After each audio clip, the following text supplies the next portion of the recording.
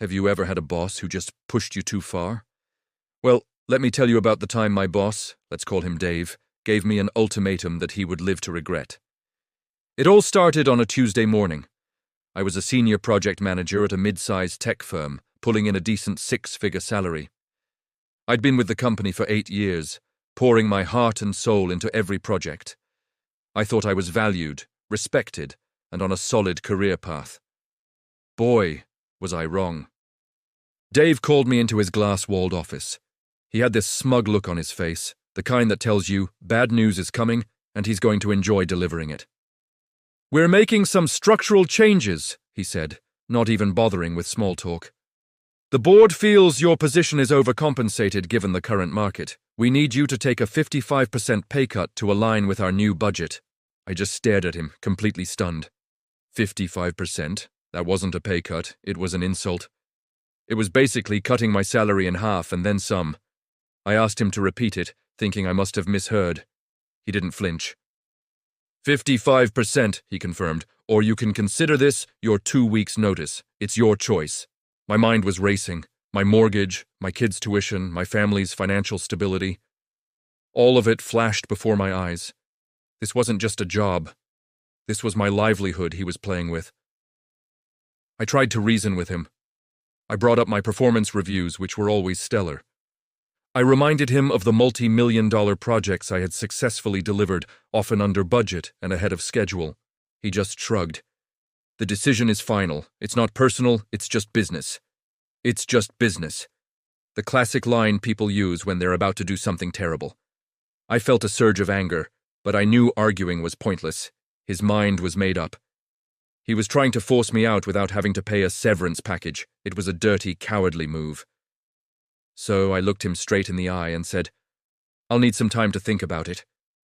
He smirked, probably thinking he had me cornered. "Take the rest of the day," he said. "Let me know your decision by tomorrow morning." As I walked back to my desk, my head was spinning. My colleagues could tell something was wrong, but I just put on a brave face. I packed up my laptop, told everyone I was feeling unwell, and walked out of that building, not sure if I'd ever be back. Sitting in my car in the parking lot, the initial shock gave way to a cold, hard fury. They thought they could just discard me after 8 years of loyal service? They thought I was just another cog in the machine they could easily replace for cheap? Oh, they had no idea who they were dealing with. That's when the idea hit me. A brilliant, beautiful, vengeful idea. Dave had mentioned the market. He had talked about my salary not being competitive. Fine. Let's see just how competitive I really am. Our company had one major rival, a larger, more successful firm we'll call Apex Innovations. We were constantly bidding against them for the same clients. I knew their top brass by reputation, and I knew they were always looking for an edge. Dave's biggest professional fear was losing a major client to Apex, and I knew all our clients, inside and out. I knew their needs, their pain points, and the relationships I had personally built with them over the years. I drove home, but instead of wallowing in self-pity, I got to work. I updated my resume, highlighting every single major project, every dollar saved, and every client relationship I had nurtured. I crafted a cover letter that was less of a plea for a job and more of a proposition. Then, I went on LinkedIn and found the direct contact information for the Vice President of Sales at Apex Innovations, a woman named Sarah. I didn't just send a generic application. I sent her a direct personal email. The subject line was simple, an opportunity you won't want to miss. In the email, I laid it all out. I explained my situation without sounding like a victim. I framed it as a strategic opportunity. I told her I had intimate knowledge of our entire client portfolio, including our biggest account, a tech giant named Omnicorp, which was worth millions in annual revenue. I mentioned that Omnicorp's contract was up for renewal in 3 months, and that I was the key point of contact. I finished the email by saying, "My current employer no longer values my contributions.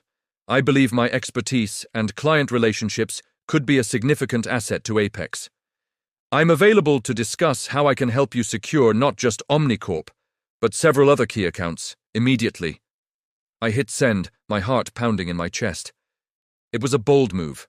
A really bold move. But what did I have to lose? My job was already gone. Less than an hour later, my phone buzzed. It was an email from Sarah at Apex. "Your email is very intriguing," it read. "Can you talk now?" My hands were shaking as I replied, "Yes." 5 minutes later, I was on the phone with the VP of sales of our biggest competitor. Sarah was sharp, direct, and didn't waste any time. She asked me tough questions, testing my knowledge, my skills, my relationships.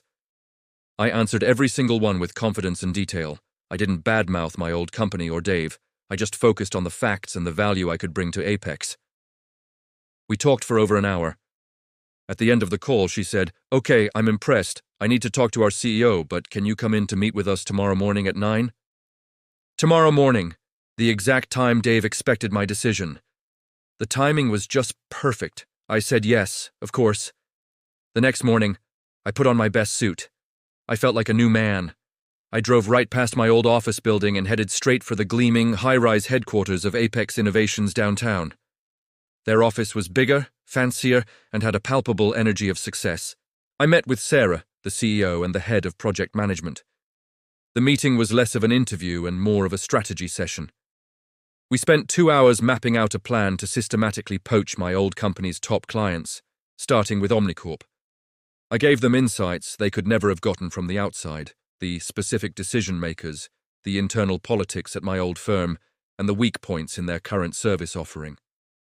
By the end of the meeting, they made me an offer. Not just a job, but a role as Director of Client Strategy. The salary? It wasn't just a match for my old one. It was 20% higher, plus a significant signing bonus and a commission structure tied to the clients I brought over. I accepted on the spot. We shook hands, and just like that, I had a new, better job. But the best part was yet to come. As I walked out of the Apex building, I checked the time. It was 11:30 a.m. I pulled out my phone and composed a very short, very sweet email to my old boss, Dave. The subject, my decision. The body of the email read, "Hi Dave, thank you for the offer to continue my employment at a reduced salary. I have considered it carefully. However, I have decided to accept a position with another company. My resignation is effective immediately. As a courtesy, you should probably know that my new role is Director of Client Strategy at Apex Innovations. We'll be in touch." I hit send, and I swear I could feel the shockwave from across the city.